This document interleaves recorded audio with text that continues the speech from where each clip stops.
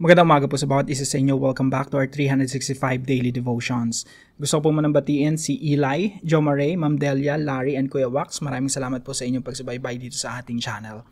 Now, itutuloy po natin yung ating series patungkol po sa Warrior of Love. Alam niyo po yung salitang love. Madalas po ito na-abuse. And actually, madalas wala nang halos meaning yung salitang love eh. Bakit kamo? Kasi madalas natin ginagamit.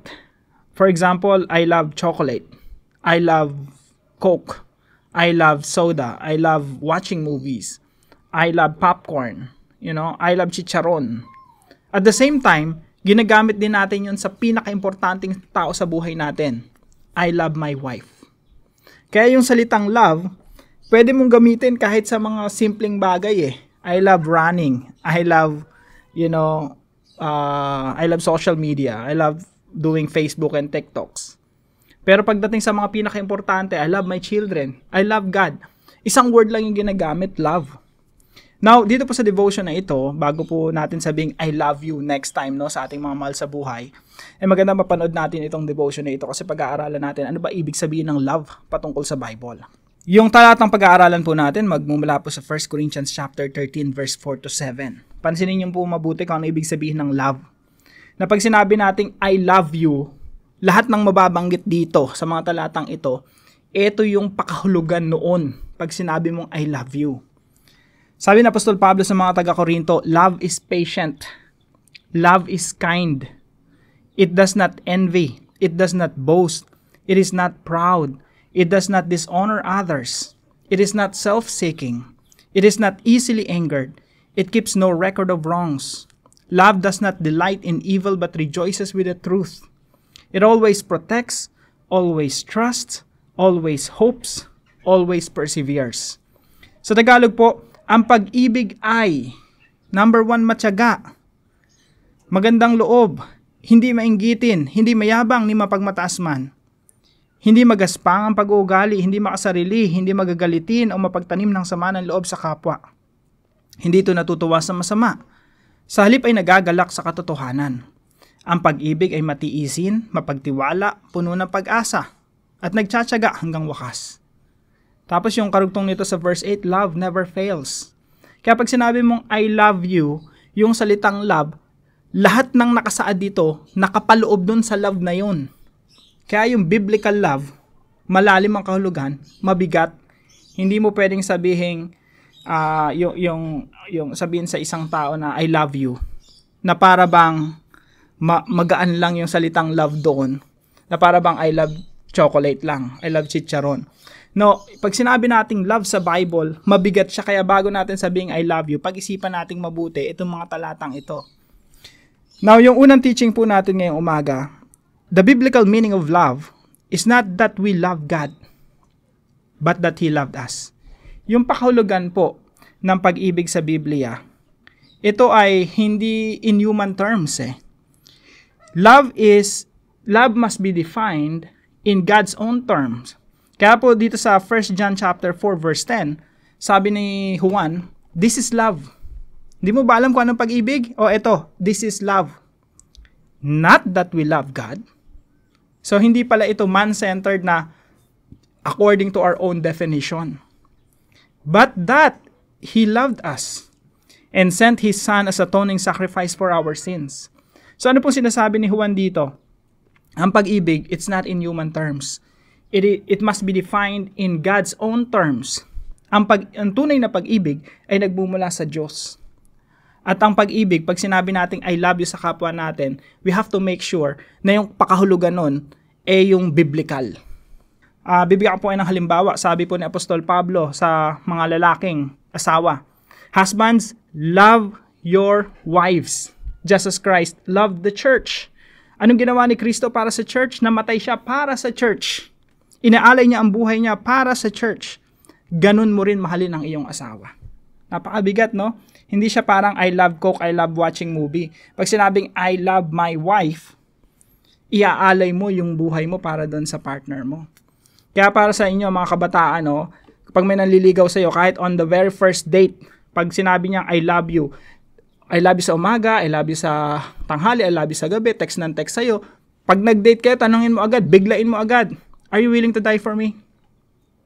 Kasi yun ang alam ko na definition ng love biblical. It's not that we love God, but that God loved us. Paano tayo minahal ng ating Panginoong Jesucristo? That's the biblical meaning of love. Kaya si Apostol Pablo, nung sinusubukan niyang i-define yung love dito sa 1 Corinthians chapter 13, hindi niya ma-define ng isang sentence lang Kailangan niyang i-describe sa maraming kaparaanan. So ito po yung point number 2 natin.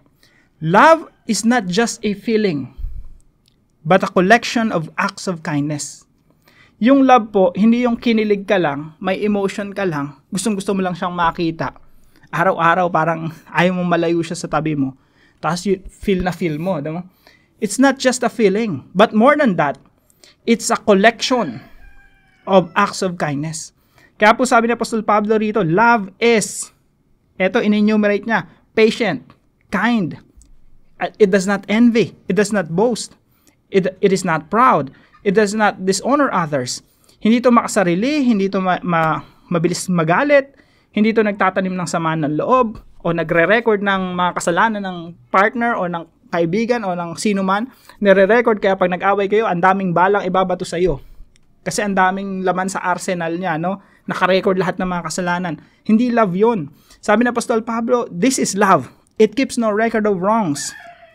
Love does not delight in evil but rejoices with the truth. It always protects. Protektahan mo yung family mo, yung friendship mo, yung church mo, yung mga samahan natin, human relationships. It always trusts, always hopes, always perseveres. So yung love, according to this passage, it's a collection. Hindi siya feeling lang. It's a collection of acts of kindness.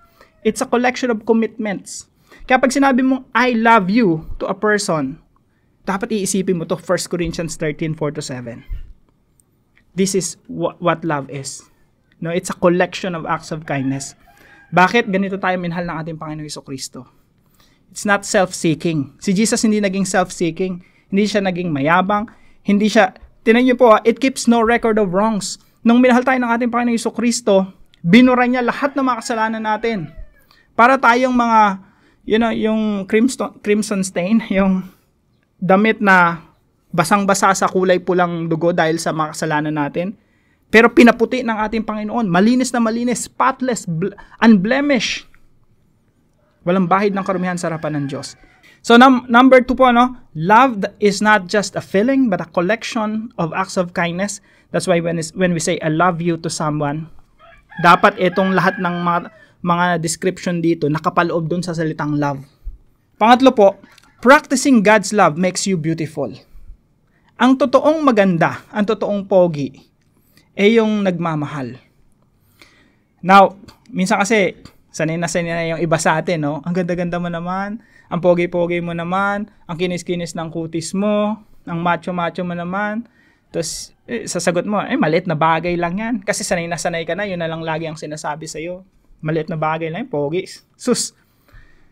Pero ang tanong, kailan mo huling narinig, sinabi ng mga tao sa'yo, alam mo bro, alam mo sis, ang ganda ng puso mo. Hindi ka nagtatanim ng sama ng loob, hindi mo nilalapastahan, hindi ka mayabang, hindi ka nagmamataas, hindi ka naiinggit, ang bait-bait mo sa kapwa mo. So, kailan mo na huling narinig, sinabi ng tao sa'yo, ang ganda ng puso mo? Alam niyo po, kapag nagmahal ka, lahat ng mga descriptions dito, tangay-tangay mo na rin. Lahat ng magagandang katangian dito, yung collection of kindness, acts of kindness, tangay-tangay mo na rin, nagiging parte na ng sarili mo pag ikaw ay nagmahal. Yung biblical meaning of love. So, practicing God's love makes you beautiful. Kaya bilang application mula sa mga talatang ito, number 1, be biblical by loving like Jesus. Kapag nagmahal po tayo, laliman natin, mas bigatan natin ang pakahulugan natin sa salitang I love you. Yung maka-Diyos, God-centered. Again, sabi ni Jesus Christ, sa John chapter 15, greater love has no one than this, that He laid down His life for His friends. So, yung pag-ibig sa Bible, yun yung willing ka na mamatay para dun sa tao, para sa taong minamahal mo. At yun ang pinakita ng Panginoong Jesucristo. Kaya, kung isa-summarize mo yung lahat ng ito, etong 1 Corinthians 13:4-7, kung isa-summarize mo to, ibubuod mo to, ito yung klase ng pagmamahal ng Panginoong Jesucristo na naging willing siyang mamatay para sa kanyang church. He was willing to die on the cross. At yan ang totoong pag-ibig. So pag tayo po umibig sa ating kapwa, lalo na sa example nga ni Apostol Pablo, no? Husbands, love your wives just as Christ loved the church. Ganun siya kabigat, very meaningful. Hindi siya kapareho ng I love watching movies.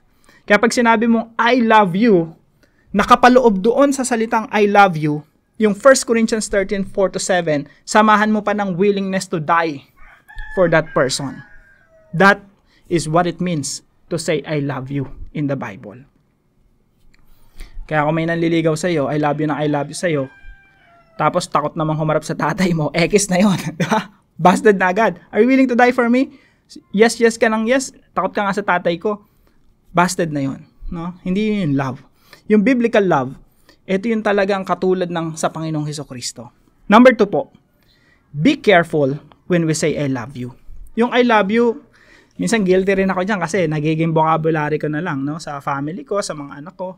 Pero dapat, ninanamnam ko rin talaga eh. Lahat tayo, ninanamnam natin ano bang ibig sabihin pag sinabi mong I love you to your wife, to your children, to the people around you.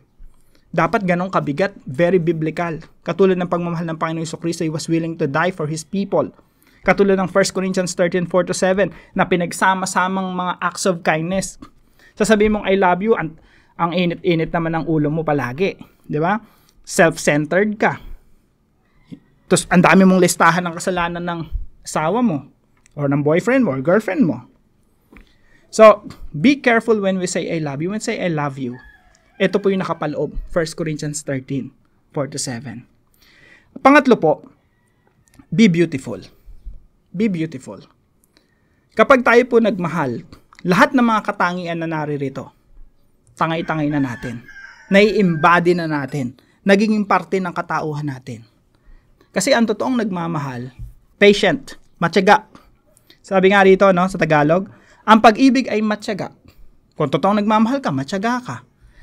Matyaga kang makinig, matyaga ka dun sa asawa mo, pag patient ka sa asawa mo, pag nagkakamali, magandang loob, hindi mainggitin, hindi mayabang, ni mapagmataas man, hindi magaspang ang pag-uugali, yung tipong makanti mo lang, may magawa ka lang, nakasigaw agad, hot-tempered, di ba? Hindi makasarili, hindi magagalitin, o mapagtanim ng sama ng loob sa kapwa, hindi naghi-historical pag nag-aaway kayo, hindi ito natutuwa sa masama, sa halip ay nagagalak sa katotohanan, ang pag-ibig ay matiisin, mapagtiwala, puno ng pag-asa at nagtsatsaga hanggang wakas. And love never fails. So, tangay-tangay nating lahat ito pag tayo umiibig ng totoo, yung biblical na pag-ibig. Kaya, I hope no, someday, pinakamagandang comment siguro sa atin, pag sinabi ng isang tao, nahalata ng isang tao, ang ganda-ganda ng puso mo. You're beautiful from the inside out. Busilak, dalisay ang iyong puso. Kasi hindi ka magagalitin. Hindi ka mapagtanim ng samahan ng loob. Hindi ka mayabang. Hindi ka mapagmataas. Napaka-bait mo sa kapwa mo. So, be beautiful po. Kapag ikaw nagmahal, tandaan mo, maganda ka, gwapo ka, walang nagmahal na pangit. Kaya next time, pag may nagsabi sa iyong, pangit mo, sabihin mo, mapagmahal ako Pag mapagmahal ka, maganda ka, gwapo ka. So para po sa ating discussion, why do we need to think of 1 Corinthians 13:4-7 before saying, I love you? Bago mo sabihin I love you kung sino man ang mahal mo sa buhay, bakit yung love, definition mo ng love, yung understanding mo ng love, yung pakalugan mo ng love, 1 Corinthians 13:4-7, collection of many good traits, many good characteristics. Para pag sinabi mo, I love you, ang bigat-bigat. Hindi yung parang ampaw lang na I love chocolate, I love chicharon, pwedeng meron, pwedeng wala. Para po sa ating panalangin, kausapin natin si Lord. Sabi natin sa Kanya, Lord, thank you for today's devotion. May my standard of love become more and more biblical. I pray that I will become committed to being patient, kind, not envious, not boastful, not dishonoring others, not self-seeking, not hot-tempered, not keeping record of wrongs, not delighting in evil. Someone who protects, trusts, hopes, and perseveres. For love never fails. So Lord, let me do my best by your grace, by your mercy, by the power of the Holy Spirit, to embody all these qualities whenever I say, I love you. In Jesus' name, amen and amen. So po magpasalamat sa katuwang natin sa devotion na ito, si Brother Alvin. Maraming salamat sa iyo, kapatid. At kung kayo po ay may natutunan sa devotion natin na ito, ipalam niyo lang po sa comment section right below this video. And please share this devotion to your family and friends. God bless you po. See you po tomorrow 5 a.m. dito sa ating daily devotion.